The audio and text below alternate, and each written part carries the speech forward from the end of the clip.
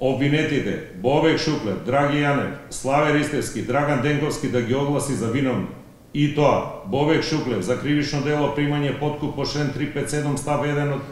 КЗ. Обвинетиот Драги Јанев за кривично дело примање подкуп од член 357 став 1 од Кривичниот законник и едно кривично дело примање награда за противзаконито влијание по член 359 став 2 од Кривичниот законник. Обвинетиот Славе Ристевски за две кривични дела примање подкуп по член 357 став 1 од Кривичниот законник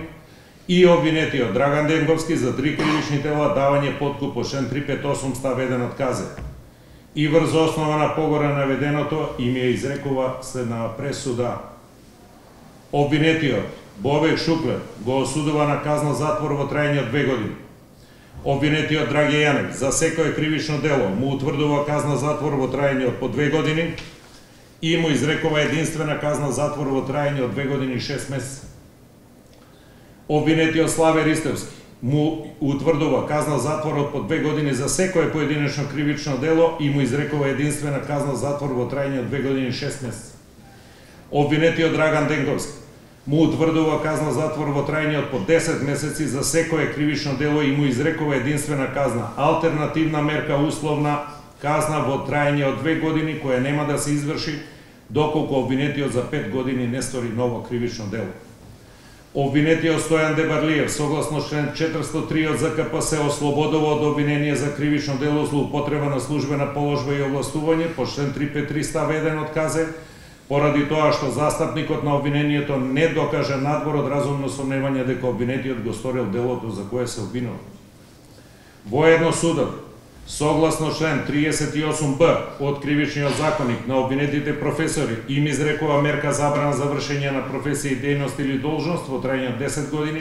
а на обвинетиот Драган Денковски во трајање од 5 години сметајќи од денот на правосилноста на пресудата.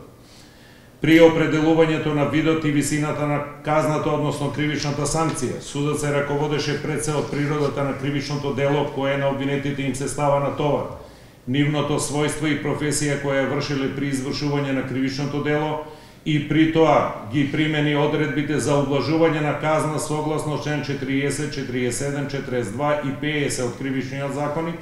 и ги зема во предвид сите отежнителни и олеснителни околности, а особено ја го анализираше степенот на вина на сторителите на овие кривични дела и од кривично правено и од морален и етички аспект. Па од тие причини судот ценеше дека вака изречената кривична санкција со изречената казна, забрана за вршење на дејност и професија, ќе се остварат целите на казнувањето како на планот на специјалната, така и на планот на генералната превенција. При одмерувањето на видот и висината на казната, односно кривичната санкција, ублажувањето на казната под законскиот минимум,